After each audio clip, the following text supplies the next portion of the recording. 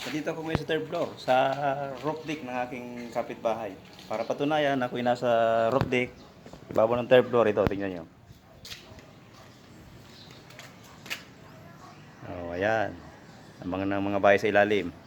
Yan yung harapan, ito yung likod.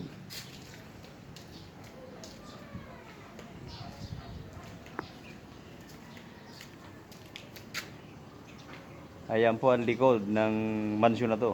Yan. Gubat. Bale, mayroon ako ditong home service washing machine. Ayan. Sira na yung kanyang gearbox. Umiikot yung motor pero yung pinakaplato niya ito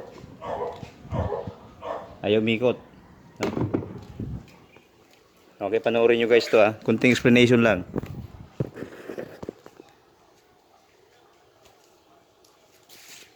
Yung pinaka gearbox talaga noon, ito. Okay, so dito nakakabit yung belt, ito yung pulley.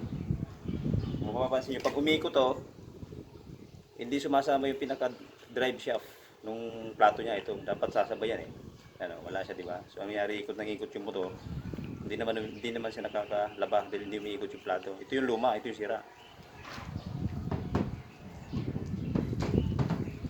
Ito ngayon yung bago. Yan. Mapansinin nyo iikot dapat siya.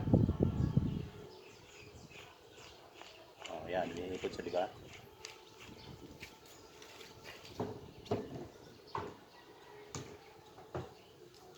Ilagay natin yung plato niya rito. Yan. So pag-iikot ng pulley mo, ayun, ayan sablay siya. Forward, reverse. Wala. Ngayon subukan natin yung bago na gearbox.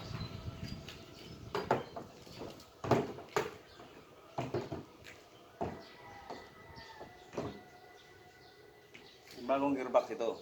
Yan, kabit natin yung plato niya, ayan Pag-iikot niyan ng forward, medyo matigas bago Tigas. So, forward, reverse. Ganyan lang ikot siya, siyempre manual lang yan. Pag may motor na mabilis yan, forward, reverse. Kakabit ko mamaya ito dun sa motor niya. Ito ang gearbox. Para makita niyo kung paano umiikot yan. Okay? Mapanoorin.